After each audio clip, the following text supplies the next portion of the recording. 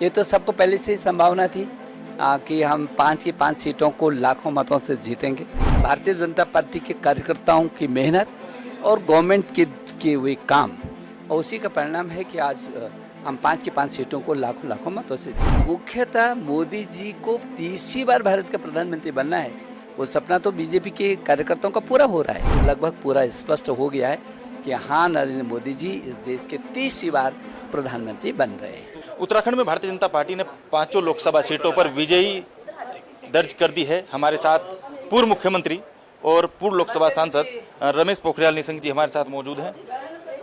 Sir, किस तरीके से देखते हैं 5 लोकसभा सीट आपके उत्तराखंड के खाते में गई, बीजेपी के खाते में? मैं समझता हूँ कि ये तो सबको पहले से ही संभावना थी कि हम 5 की 5 सीटों को लाखों मतों से जीतेंगे और क्योंकि भारतीय जनता पार्टी का उत्तराखंड गढ़ है और मोदी जी ने, आपको याद होगा, शुरू से कहा है कि ये अटल जी ने बनाया है, मैं इसको सजाऊंगा, संवारूंगा और इसमें विकास की गंगा बहाऊंगा, और उन्होंने किया।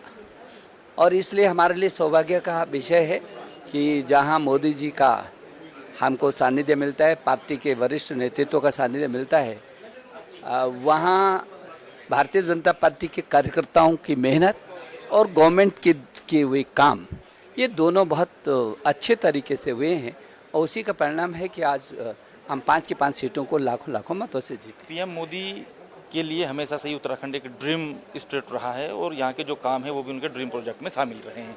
लेकिन 400 पार का जो नारा दिया था, कहीं ना कहीं वहाँ से हम थोड़ा सा छिटके हैं और पूर्ण बहुमत की सरकार आप लोगों ने बनाई। इसे किस तरीके से देखते हैं? क्या देखिए, अभी तो पूरा रिजल्ट नहीं आया, लेकिन जो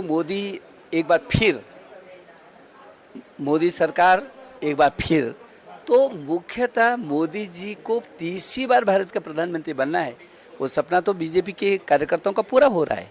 तो मुख्य मुद्दा है कि उनको प्रधानमंत्री बनना है तीसरी बार, और वो लगभग पूरा स्पष्ट हो गया है कि हाँ, नरेंद्र मोदी जी इस देश के तीसरी बार प्रधानमंत्री बन रहे हैं। तो क्या इस बार जो उत्तराखंड दोनों डबल इंजन का जो पहिया है, ये अब जा 5वें गियर में चलेगा या 6ठे गियर में चलेगा? अब तो मुझे लगता है बहुत तेजी से, क्योंकि प्रधानमंत्री जी ने बोला है ये जो दशक है ये भारतीय जनता पार्टी का और यहाँ उत्तराखंड का होगा।